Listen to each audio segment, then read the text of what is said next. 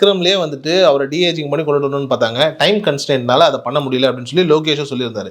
இப்போ கோட்ல டிஏஜிங் பண்ணாங்க, நமக்கு யாருமே அதை பிடிக்கல. அதுதான் யதார்த்தமான உண்மை. ஸோ ஒரிஜினல் டிஏஜிங்கிறது வந்து இன்னும் நாம தமிழ் ரசிகர்கள் பார்க்கல. ஆனால் இந்தியன் 3ல அது ரொம்ப பர்ஃபெக்டாக பண்ணியிருக்காங்க. ஏன்னா சங்கரை பொறுத்த வரைக்கும் ஒன்று வேணுங்க, அவர் நீங்கள் 1000 குறை சொல்லலாம். கம்ப்யூட்டர் கிராஃபிக்ஸு, அப்புறம் வந்துட்டு டெக்னிக்ஸு, டெக்னாலஜி இதெல்லாம் உள்ளே கொண்டுட்டு வர்றதுல வந்துட்டு சங்கரை அடிச்சுக்கிறதுக்கு இன்னொரு இயக்குனர் தமிழ் சினிமாவில் கிடையாது. கண்டிப்பாக. ஸோ அதை வந்துட்டு இப்போ டிஏஜிங்கிற ஒரு மேட்டரை வந்துட்டு இப்போ தமிழ் சினிமாவுக்கு ஃபஸ்ட்டு ப்ராப்பராக கொண்டுட்டு வர போகிறது சங்கர் தான். அப்போ அப்படின்னும் போது அது நிச்சயமாக சிறப்பாக தான் இருக்கும்.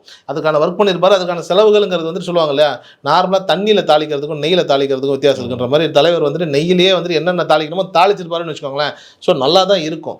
ஆனால் அதுக்கான பட்ஜெட் ஒன்று இருக்கு இல்லையா, ஏற்கனவே லைக்காவினுடைய நிறுவனத்தினுடைய அது லாஸ் ஆகி ஒரு இடத்த போய் நின்றுட்டு இருக்கு. சரி, இதுக்கப்புறமும் வந்துட்டு பெரிய படங்கள் வேண்டாம் அப்படிங்கிற அந்த ஒரு சரியான முடிவு தான். பட் அது இந்தியன் 3க்கு மட்டும் அந்த முடிவை தள்ளி வச்சிருக்கிறதுக்கான வாய்ப்புகள் எடுத்திருக்கலாம். தள்ளி வச்சிருந்துட்டு இந்த படத்தை பண்ணி பார்த்துருவோம் அப்படின்னு சொல்லி பண்ணியிருந்திருக்கலாம். ஆனால் எனக்கு இந்தியன் 3 வேணாம்னு சொல்லி விட்டுட்டு வெளியேறாங்க. ஆனால் இதை விட்டுட்டு வெளியேறின லைக்கா இப்போ சஞ்சயனுடைய ஃபஸ்ட்டு படம், அதாவது விஜயனுடைய மகன் சஞ்சயனுடைய ஃபஸ்ட்டு படத்துக்கு ஷூட்டிங் போயிட்டாங்க. ஒரு 3 நாள் வந்துட்டு தண்டையார்பேட்டையில் ஷூட்டிங் நடக்குது. அப்போது அந்த படத்தினுடைய ஷூட்டிங் எல்லாம் லைக்கா ரெகுலராக பண்ணுது. ஒரு சின்ன படம், அந்த படத்துக்கான ஷூட்டிங்கை பண்ணிடலாம், பிரச்சனை கிடையாது. ஆனால் பெரிய ஹீரோஸ் வச்சு பண்ணுறதை வந்துட்டு கொஞ்சம் தவிர்த்துக்கலாம் அப்படிங்கிற இந்த முடிவை ஒரு இடத்துல ஒரு காமெடி சொன்னால இதையே இப்போ தான் கண்டுபிடிக்கிறாங்களா அப்படின்னு உண்மையிலேயே ரொம்ப லேட்டாக கண்டுபிடிச்சிருக்காங்க.